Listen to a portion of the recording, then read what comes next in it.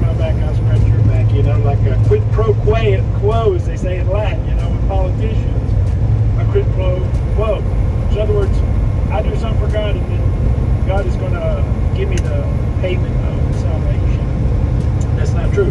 He says the wages of sin is death. So you earn death, you earn hell, but the gift of God is eternal life through Christ Jesus. So God gives us, offers us the free gift of salvation. The free gift of being found not guilty. Because we're all, you know, I thought about telling the video of that, but it's not the end of the world. But, I mean, we all got a court date. You know, your court date's coming. And the only thing is, people don't know when their court date is. Your court date could be a month from now, your court date could be today, your court date could be 10 years from now. Now, we know there's the judgment seat of Christ, okay?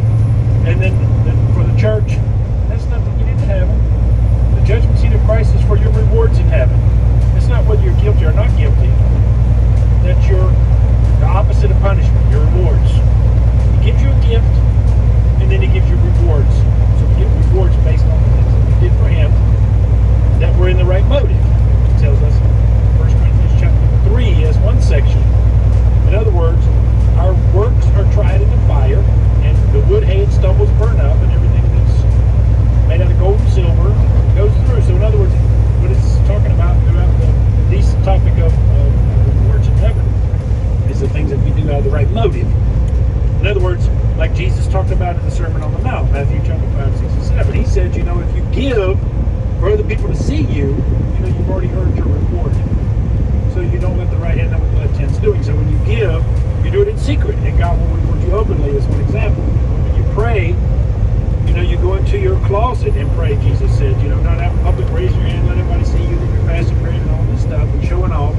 You've already received your reward from men, as an example. And then judgment, the judgment's the great white throne judgment is hell. But I mean, they're already in hell. Let me say it that way. When people die, there's an initial judgment. Either Jesus says, depart from me, I never knew you, and you go to hell, which is a holding place. Basically, like you could consider a prison, but a horrible prison, but it's no worse than any prison in the world that you can think of. But yet, it is a holding place. It's a prison. And then people that die, and he says, enter into your rest like a faithful servant. They go to what is now called the old heaven. People are there. They go to the old heaven, and their spirit man, their earthly body, is still here on the earth until the rapture. And they're there in their spirit man. People that go to hell are there in their spirit man. They haven't had the resurrection, the second resurrection, which is of the dead. The second resurrection, or the great white throne judgment, is after the 1,000-year reign of Christ. That's totally different. But we're talking about that initial judgment. In other words, when you go to court and you're found not guilty, well, that's the most important part.